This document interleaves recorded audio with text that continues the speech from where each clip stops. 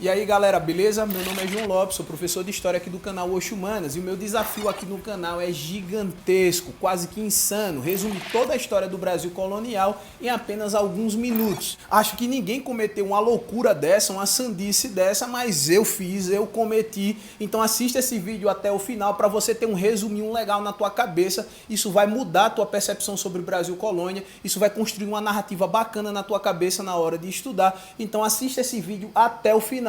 Sem mais conversa, vamos nessa!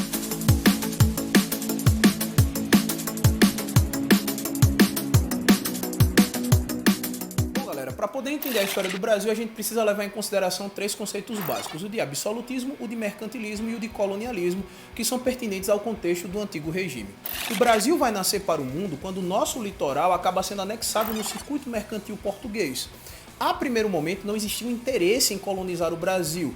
E aí, durante esse primeiro período, conhecido como período pré-colonial, as 3 primeiras décadas, então, desde a chegada do homem português em terras em que hoje é o Brasil, nós temos uma extração predatória de pau-brasil. Esse pau-brasil era armazenado em feitorias, com mão de obra indígena adquirida através do escambo. A história do Brasil é dividida em período pré-colonial, colonial, império e república. Devido à decadência do comércio oriental dos portugueses, lá na região das Índias, e por conta das ameaças no nosso litoral de estrangeiros, principalmente de franceses, os portugueses decidem então efetivamente colonizar o Brasil.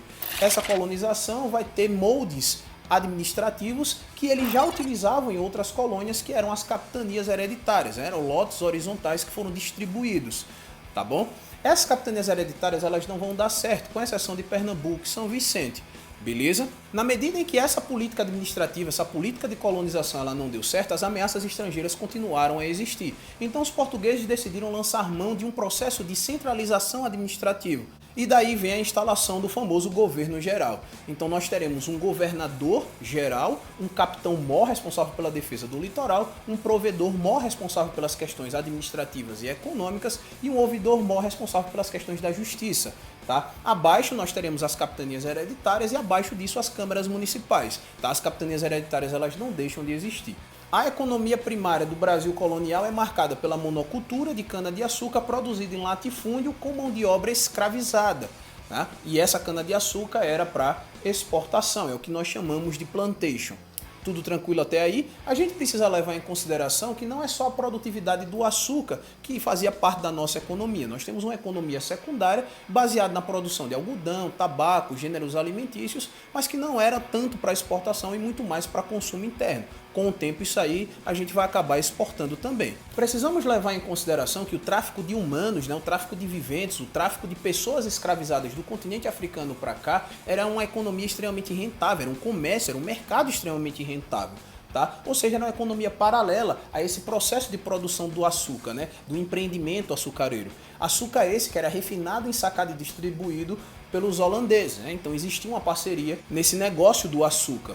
Em 1580, entramos em um período chamado de União Ibérica, que vai até 1640, que é quando o trono português fica vago e o rei Filipe II da Espanha acaba assumindo também o trono português, se transformando em Filipe I de Portugal. Devido à rivalidade que a Espanha tinha com a Holanda essa que era ex-colônia da Espanha, o rei espanhol proíbe então a saída do açúcar do Brasil para a Holanda com o objetivo de prejudicar os holandeses. Dessa maneira, esses holandeses decidem então criar o West Indian Company, a Companhia das Índias Ocidentais, para poder invadir o território brasileiro. Pela Bahia eles não conseguem, mas acabam tendo êxito na região de Pernambuco, marcando então o início de um período chamado de Brasil holandês, sob a administração de Maurício de Nassau. A expulsão dos holandeses vai acontecer em um episódio chamado de Insurreição Pernambucana, em 1654, ou seja, já depois do período da União Ibérica. Esse período da União Ibérica acaba marcando o aumento de incursões, de expedições que adentravam o território brasileiro com os mais diversos motivos.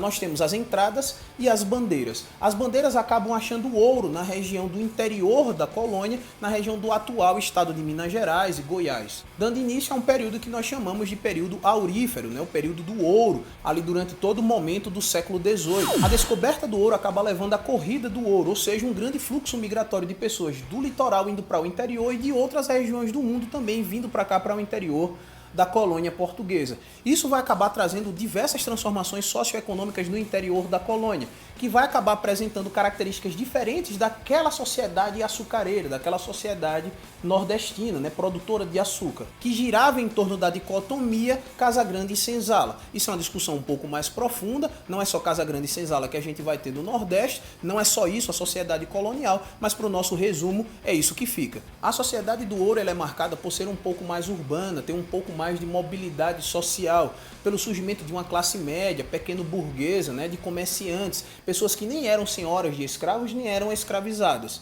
Beleza? Precisamos levar em consideração que a relação entre a metrópole e a colônia nem sempre foi harmoniosa. Existiram diversos conflitos que entram no livro didático como as revoltas coloniais, que são divididas em dois grupos, as revoltas nativistas e as revoltas emancipacionistas. Exemplos de revoltas nativistas nós temos a Guerra dos Emboabas, revolta de Beckman, Guerra dos Mascates, revolta de Filipe dos Santos ou revolta de Vila Rica, e no caso das revoltas emancipacionistas nós temos a famosa Inconfidência Mineira e a famosa Conjuração Baiana, além da Revolução Pernambucana que vai acontecer em 1817. Em 1808 acontece a fuga da família real de Portugal para o Brasil e aí é apenas uma contagem regressiva para que a gente conquiste a nossa independência em 1822, terminando assim a história do Brasil colonial. Beleza? Ufa! Espero que vocês tenham gostado, espero que vocês tenham curtido, mas principalmente que vocês tenham entendido e que esse vídeo tenha sido útil para vocês. Até a próxima aí. Tchau, tchau.